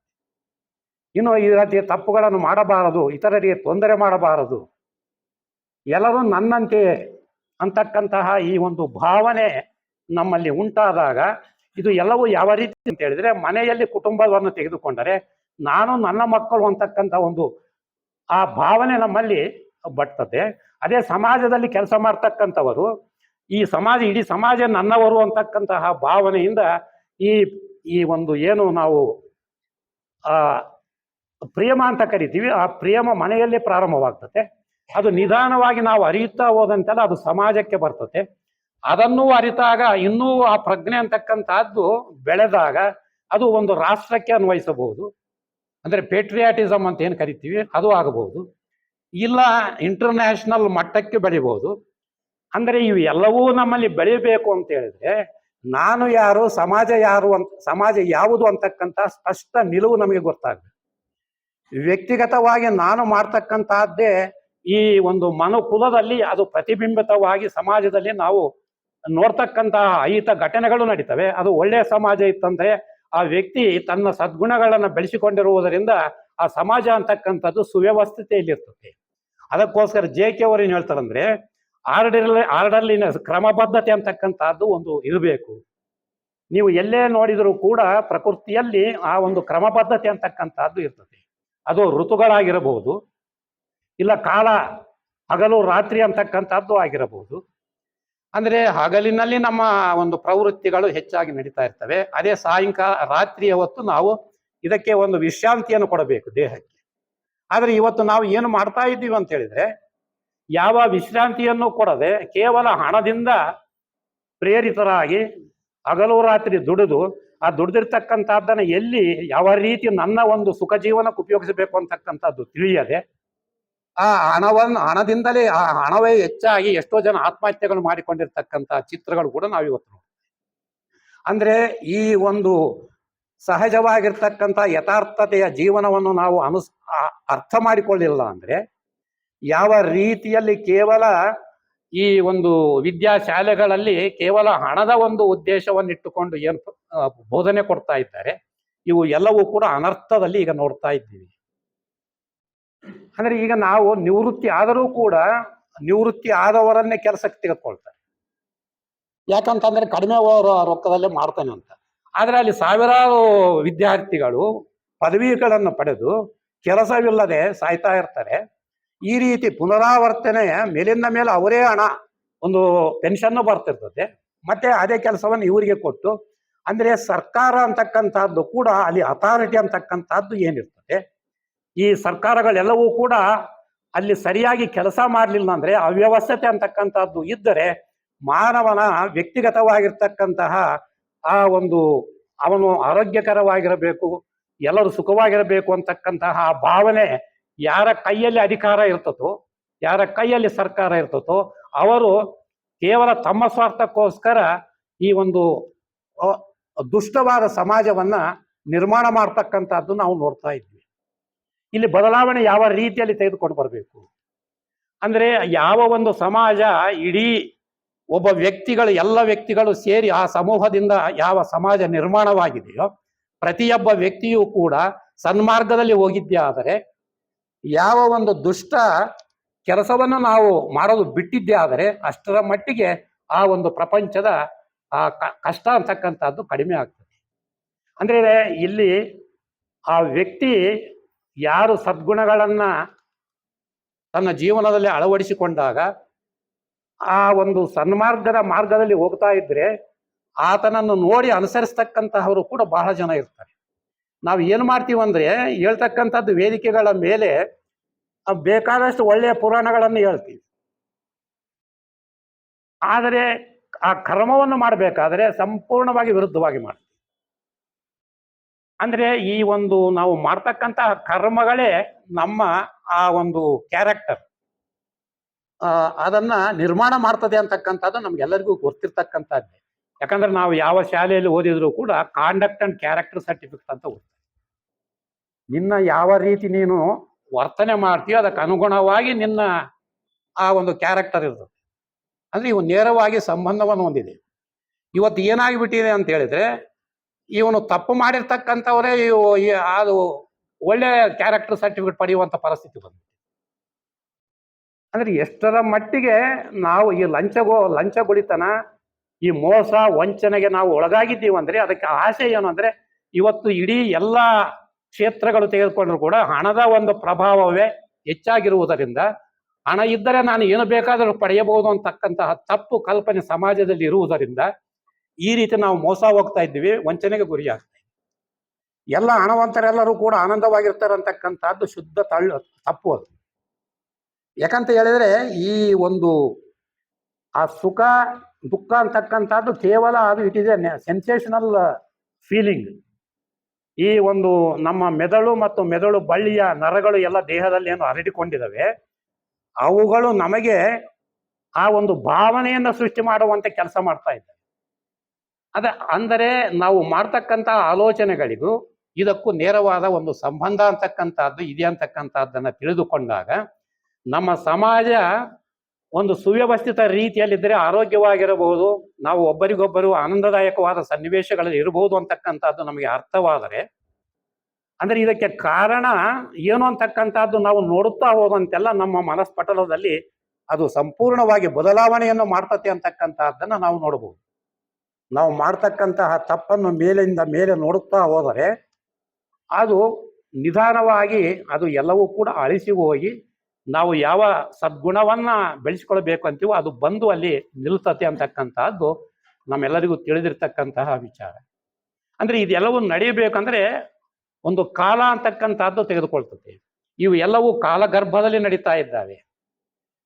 ನಾವು ಯಾವುದಾದ್ರೂ ಒಂದು ಆಸೆ, ಈಗ ಮನೆ ಕಟ್ಟಬೇಕು ಅಂತ ಹೇಳಿದ್ರೆ ಅದಕ್ಕೆ ಬೇಕಾಗಿರ್ತಕ್ಕಂತಹ ಆ ಒಂದು ನಕ್ಷೆ ನಮ್ಮ ಮನದಲ್ಲಿ ಉಂಟಾಗ್ತದೆ. ಆ ನಕ್ಷೆ ಅಂತಕ್ಕಂತಹದ್ದು ಕಾರ್ಯರೂಪಕ್ಕೆ ಬರಬೇಕಂದ್ರೆ ಅದಕ್ಕೆ ಪೂರಕವಾಗಿರ್ತಕ್ಕಂತಹ ವಸ್ತುಗಳು ಬೇಕು, ಅದಕ್ಕೆ ಹಣ ಅಂತಕ್ಕಂಥದ್ದು ಬೇಕು, ಇವೆಲ್ಲವೂ ಜೋಡಣೆ ಅಂತಕ್ಕಂಥದ್ದು ಆಗ್ಬೇಕಾಗುತ್ತೆ. ಅಂದ್ರೆ ಈ ರೀತಿ ಕಾಲಘಟ್ಟದಲ್ಲಿ ನಾವು ಸಿಲುಕಿಕೊಂಡಿದ್ದೇವೆ. ಅಂದ್ರೆ ಈ ರೀತಿಯಲ್ಲಿ ಒಂದು ಆಸೆ ತೀರಿದ ನಂತರ ಅದು ಅಲ್ಲಿಗೆ ಒಂದು ಆ ಆಸೆಯ ಹುಟ್ಟುವಿಕೆ ಮತ್ತು ಅದು ಮುಗಿಯುವಿಕೆ ಅಂತಕ್ಕಂಥದ್ದು ಅಲ್ಲಿ ಮುಗಿದೋಗ್ಬಿಡ್ತು.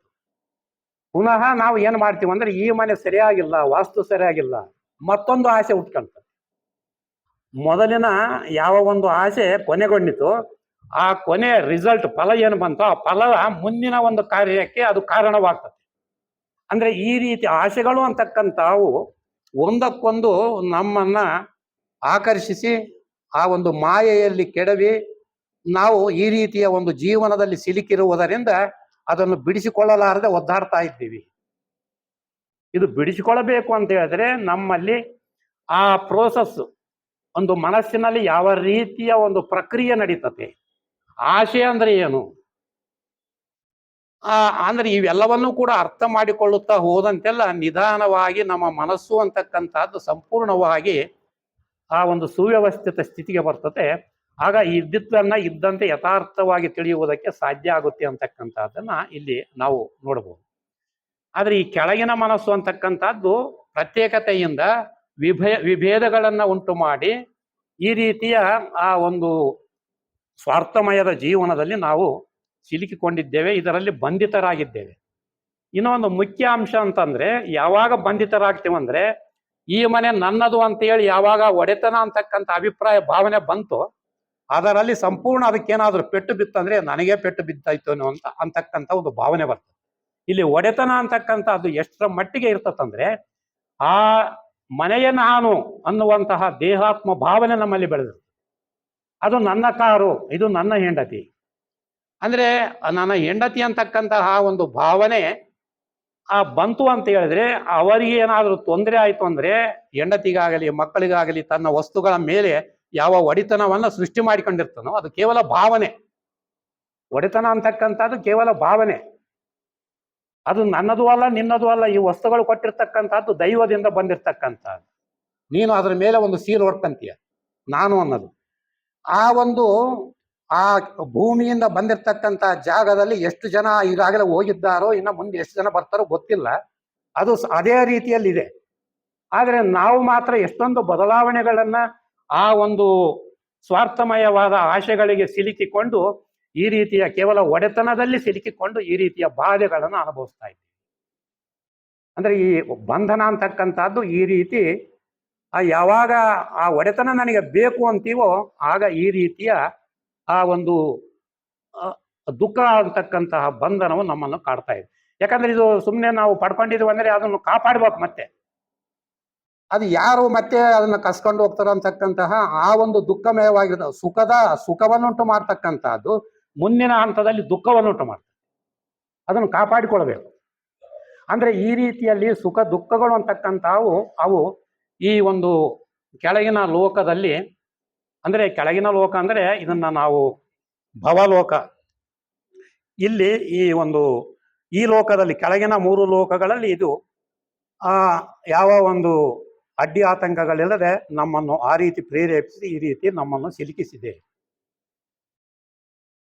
ಅಂದ್ರೆ ಇದೆಲ್ಲವನ್ನು ಕೂಡ ಬಿಡುಗಡೆ ಮಾಡುವುದಕ್ಕೆ ನಿಮ್ಮ ಸಮಸ್ಯೆಗಳನ್ನು ನೀನು ಅರಿತರೆ, ಅದರಲ್ಲಿ ನೀನು ಜಾಗೃತನಾಗಿ ನೋಡುತ್ತಾ ಹೋದರೆ, ಪ್ರಜ್ಞಾಯುತವಾಗಿ ನೋಡುತ್ತಾ ಹೋದರೆ, ಅಲ್ಲಿ ನಿನ್ನಲ್ಲಿ ಒಳಗಡೆನೆ ಆ ಒಂದು ಧ್ಯಾನ ಅಂತಕ್ಕಂಥದ್ದು ಏನಿದೆ ಅದು ತನ್ನಷ್ಟಕ್ಕೆ ತಾನೇ ನಡೀತಾ ಇರ್ತತೆ.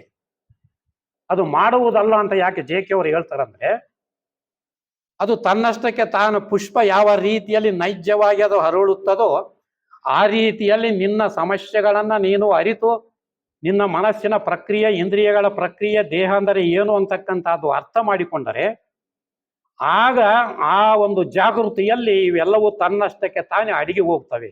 ಯಾಕಂದ್ರೆ ನಾನು ಕೆಟ್ಟದ್ದು ಮಾಡಕ್ ಆಗೋದಿಲ್ಲ. ಒಂದು ಸಾರಿ ನನಗೆ ಈ ಅನುಭವ ಬಂತು ಅಂದ್ರೆ ಆ ಒಂದು ಪ್ರಜ್ಞೆಯ ವಿಸ್ತಾರ ಆಯ್ತು ಅಂತ ಹೇಳಿದ್ರೆ ಈ ಎಲ್ಲರೂ ಒಳ್ಳೆಯದನ್ನೇ ಮಾಡೋದಕ್ಕೂ ಆಗೋದಿಲ್ಲ. ಯಾಕಂದ್ರೆ ಅವರು ಇನ್ನ ಆ ಮಟ್ಟಕ್ಕೆ ಬಂದಿಲ್ಲ, ಅವರಿಗೆ ಆ ಒಂದು ಅರ್ಥ ಅಂತಕ್ಕಂಥದ್ದು ಗ್ರಹಿಸಿಲ್ಲ.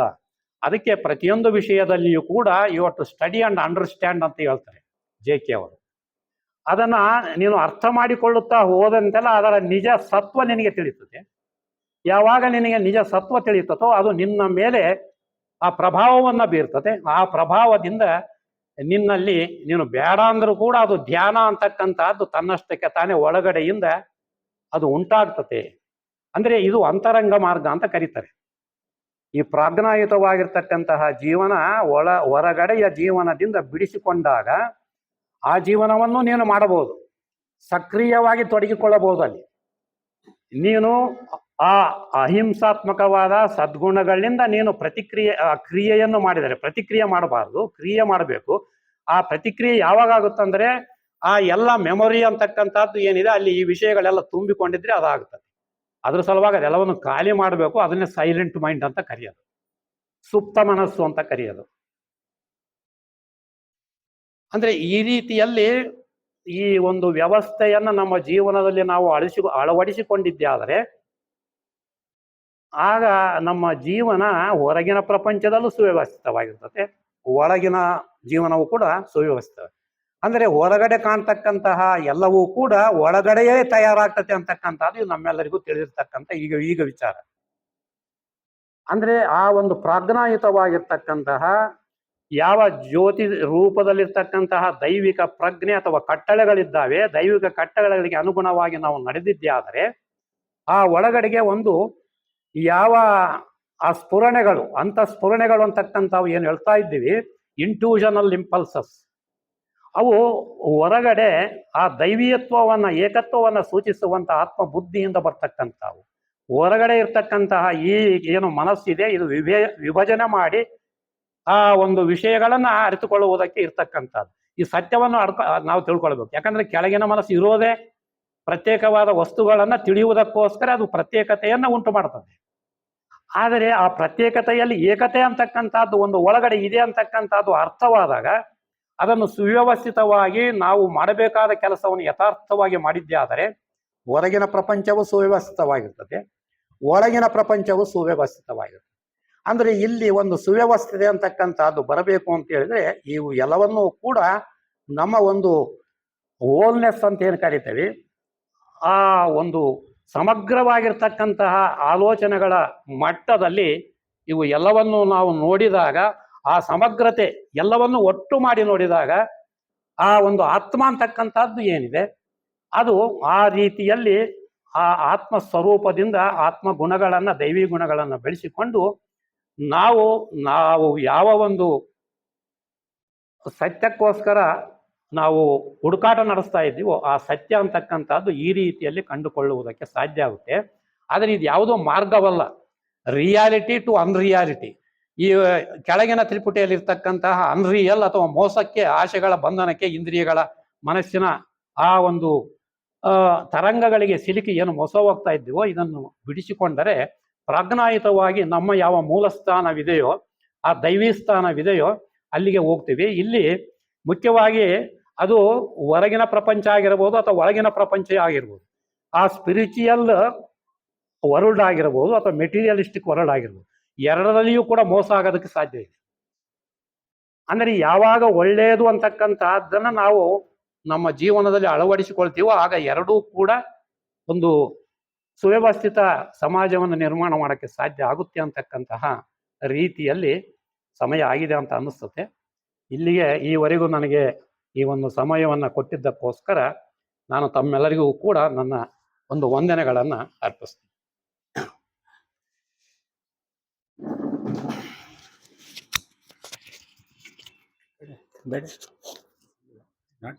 ಮಾಡಿಬಿಡ್ತೀನಿ.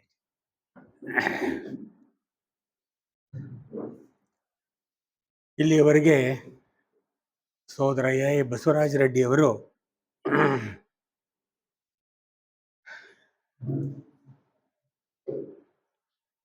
ನಮ್ಮ ಜೀವಿತದ ಸಮಸ್ಯೆಗಳು ಅನ್ನೋ ವಿಷಯ ಕುರಿತು ಮಾತನಾಡಿದರು.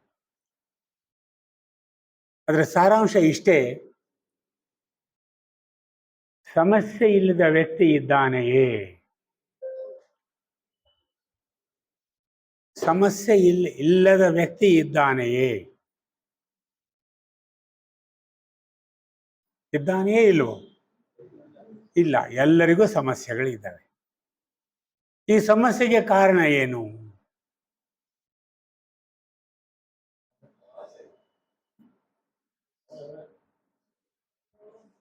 ಈ ಸಮಸ್ಯೆಗೆ ನನಗೂ ಸಮಸ್ಯೆ ಇದೆ, ನಿಮಗೂ ಸಮಸ್ಯೆ ಇದೆ, ಅವರಿಗೂ ಸಮಸ್ಯೆ ಇದೆ.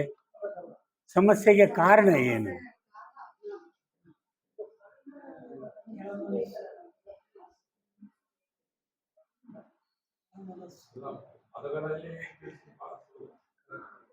ಈ ಸಮಸ್ಯೆಗೆ ಕಾರಣ ಏನು?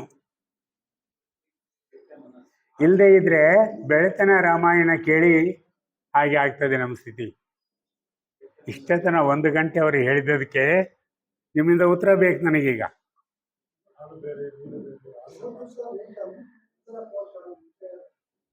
ಸಮಸ್ಯೆಗೆ ಕಾರಣ ಏನು? ಆ ಸಿಂಪಲ್ ಪ್ರಶ್ನೆ.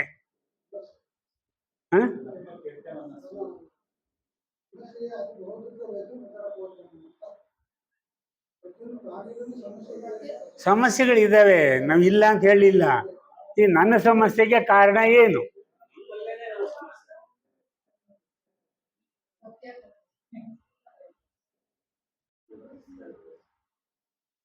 ಅವ್ರು ಎಷ್ಟು ಸ್ಪಷ್ಟವಾಗಿ ಹೇಳ್ತಾ ಬಂದ್ರು.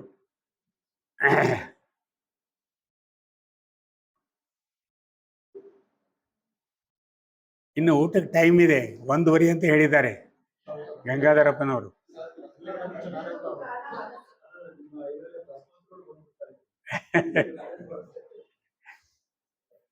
ಯಾರಾದ್ರೂ ಹೇಳ್ತೀರಾ? ಸಮಸ್ಯೆಗೆ ಕಾರಣಗಳೇನು? ಕಾರಣವೇನು? ರೈಟ್, ಬನ್ನಿ. ಅಟ್ಯಾಚ್ಮೆಂಟ್ ಟು ಸೆಲ್ಫ್, ಸ್ವಾರ್ಥತೆ ಕಾರಣ. Okay, right. ಸ್ವಾರ್ಥತೆ ಎಲ್ಲಿ ಉಂಟಾಗ್ತದೆ? ಎಲ್ಲಿ ಉಂಟಾಗ್ತದೆ ಸ್ವಾರ್ಥತೆ?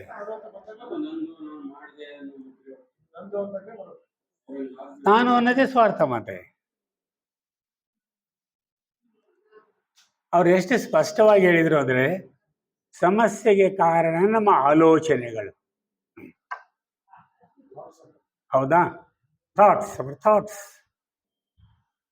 ಥಾಟ್ಸ್ ಎಲ್ಲಿ ಹುಟ್ಟುತ್ತವೆ? ಥಾಟ್ಸ್ ಎಲ್ಲಿ ಹುಟ್ಟುತ್ತವೆ? ಮನಸ್ಸಿನಲ್ಲಿ ಹುಟ್ಟುತ್ತವೆ. ಅಂದ್ರೆ ಸಮಸ್ಯೆಗೆ ಕಾರಣ ಯಾವುದಾಯ್ತು? ಮನಸ್ಸೇ ಕಾರಣ. ಈ ಮನಸ್ಸು ಸ್ವಾರ್ಥ ಮನಸ್ಸಾಗಿದ್ದರೆ,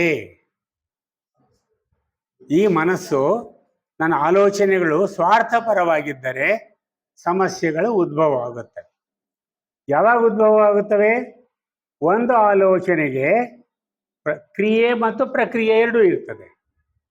ಈಗ ನಾನು ಇನ್ನೊಬ್ರಿಗೆ ಏನಾದ್ರು ಅಂದೆ ಅಂದ್ರೆ ಅವರಿಂದ ಪ್ರತಿಕ್ರಿಯೆ ಬರ್ತದೆ, ಅವಾಗ ಒಂದು ಸಮಸ್ಯೆ ಹುಟ್ಕೊಳ್ತದೆ. ಕ್ರಿಯೆಗೆ ಪ್ರತಿಕ್ರಿಯೆ ಉಂಟಾದಾಗ ಸಮಸ್ಯೆ ತನ್ನಷ್ಟಕ್ಕೆ ತಾನೇ ಉದ್ಭವಿಸುತ್ತದೆ. ಅದಕ್ಕೆ ಏನು ಹೇಳಿದ್ರು ಅವರು? ಮನಸ್ಸು ಕಾರಣ, ಸ್ವಾರ್ಥಪರ ಮನಸ್ಸು, ಸ್ವಾರ್ಥಪರ ಆಲೋಚನೆಗಳಿಂದ ಪ್ರತಿಕ್ರಿಯೆ ಉಂಟಾಗಿ ನಮ್ಮ ಜೀವನದಲ್ಲಿ ಅನೇಕ ಸಮಸ್ಯೆಗಳನ್ನ ಯಾರು ಸೃಷ್ಟಿ ಮಾಡಿಕೊಳ್ತಾರೆ? ನಾವೇ ಸೃಷ್ಟಿ ಮಾಡಿಕೊಳ್ಳುತ್ತೇವೆ. ಅಂದ್ರೆ ನಮ್ಮ ಸಮಸ್ಯೆಗೆ ನಾವೇ ಕಾರಣ. ಆದರೆ ಸಾಮಾನ್ಯ ಲೌಕಿಕದಲ್ಲಿ ನಮ್ಮ ಸಮಸ್ಯೆಗೆ ಯಾರನ್ನ ಕಾರಣ ಮಾಡ್ತೇವೆ? ನನ್ನ ಮಗ ಎಕ್ಸಾಮ್ನಲ್ಲಿ ಫೇಲ್ ಆದ PUC ಅಂದ್ರೆ ಕಾರಣ ಯಾರು?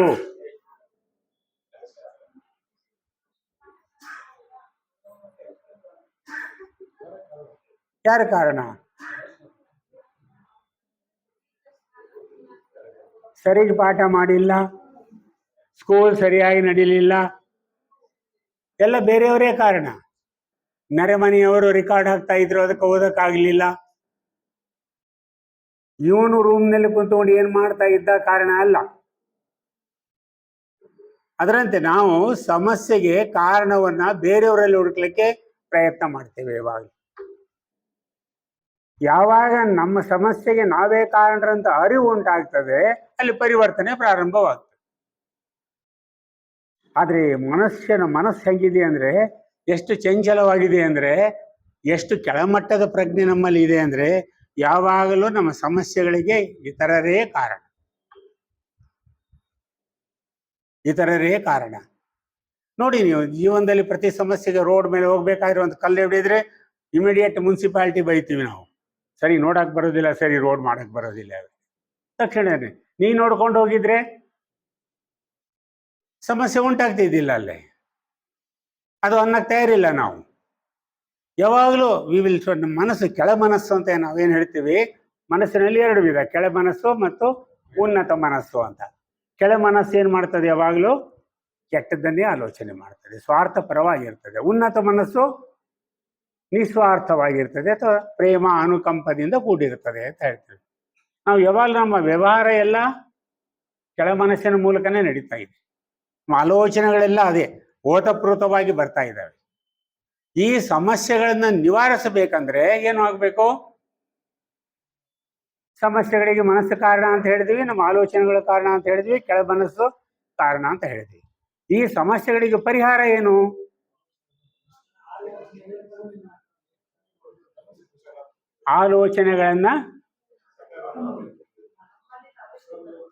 ಆಲೋಚನೆಗಳನ್ನ ನಿಲ್ಲಿಸಬೇಕು, ಸಾಧ್ಯದಷ್ಟು ನಿಲ್ಲಿಸಬೇಕು. ಹೌದು, ಅಂದ್ರೆ ನಮ್ಮಲ್ಲಿ ನಮ್ಮ ಅಂತರಂಗದ ವೀಕ್ಷಣೆ ಮಾಡಿಕೊಳ್ಬೇಕು. ಒಂದು ವಿಧ. ಸಾಮಾನ್ಯವಾಗಿ ಕೃಷ್ಣಮೂರ್ತಿ ಅವರು ಎಲ್ಲಿಗೆ ಹೋಗ್ತಾರೆ ಅಂದ್ರೆ ನಾನು ಆಗ್ಲೇ ಹೇಳಿದೆ, ಅವ್ರದ್ದು ಪರಮ ಸತ್ಯದ ವ್ಯಾಖ್ಯಾನ ಯಾವಾಗಲೂ create a no mind state ಅಂತಾರೆ ಅವರು. ನೋ ಮೈಂಡ್ ಸ್ಟೇಟ್, ಮನೋರಹಿತ ಸ್ಥಿತಿ. ಮನೋರಹಿತ ಸ್ಥಿತಿ ಯಾವಾಗ ಉಂಟಾಗ್ತದೆ?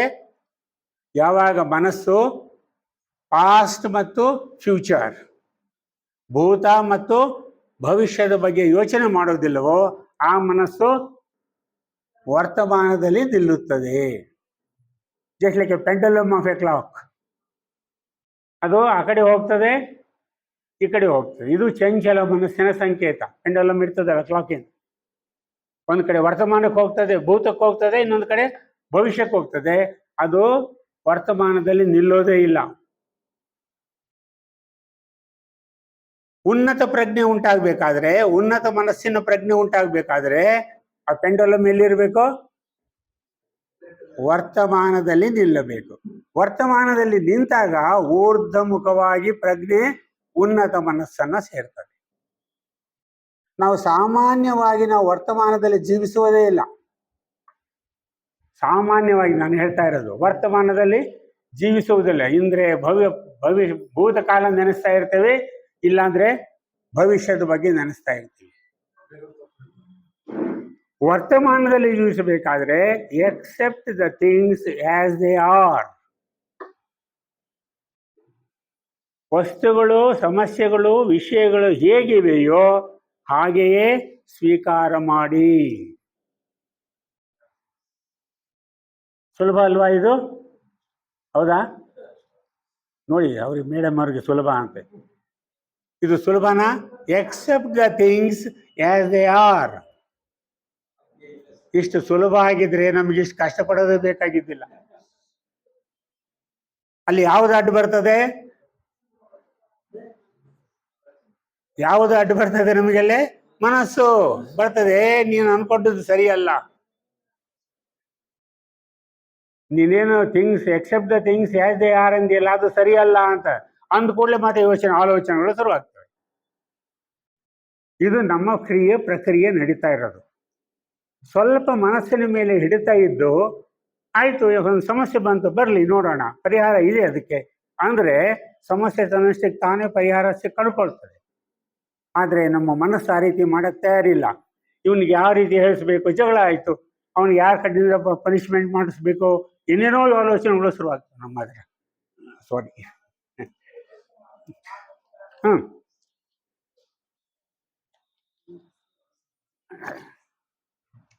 ಕ್ರಿಯೆಗೆ ಪ್ರತಿಕ್ರಿಯೆ ಶುರು ಮಾಡ್ತೀವಿ. ಅಲ್ಲಿಂದ ಸಮಸ್ಯೆ ಉಲ್ಬಣ ಆಗ್ತಾ ಹೋಗ್ತದೆ, ಎಲ್ಲೋ ಹೋಗಿ ನಿಂದಿರ್ತದೆ. ಅದೇ ಒಂದು ಪ್ರಾರಂಭ ಇದೆಯಲ್ಲ, ಬುಗುರಿಲಿ ಹೋಗೋದಕ್ಕೆ ಕೊಡ್ಲಿಗೆ ತೆಗೆದುಕೊಂಡ್ರು ಅಂತ. ಸಮಸ್ಯೆನ ನಾವೇ ಬೃಹದಾಕಾರವಾಗಿ ಬೆಳೆಸ್ತಾ ಇದ್ದೇವೆ.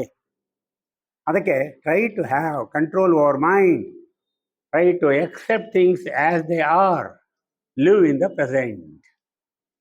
ಈ ಪ್ರಯತ್ನ ಮಾಡಿದರೆ ಮನುಷ್ಯ ಶಾಂತನವಾಗಿರ್ತಾನೆ.